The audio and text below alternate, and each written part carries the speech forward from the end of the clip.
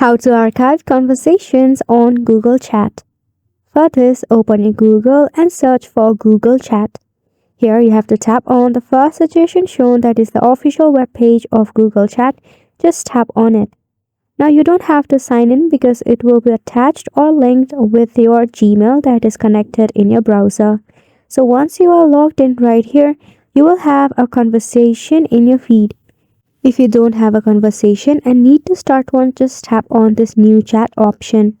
So anyways, in order to archive, we have to tap on this three dot and we will see the option of hide conversation. So we have to tap on it.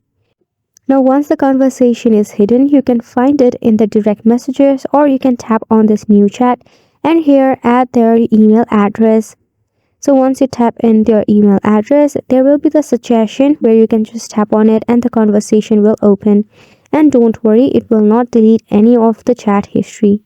You can also archive or hide the conversation by tapping on this drop arrow next to the email address. From here, scroll down and then tap on hide conversation if you want to. Isn't it simple? We hope that you will go ahead and give it a try, and thank you so much for tuning in. We'll see you very soon.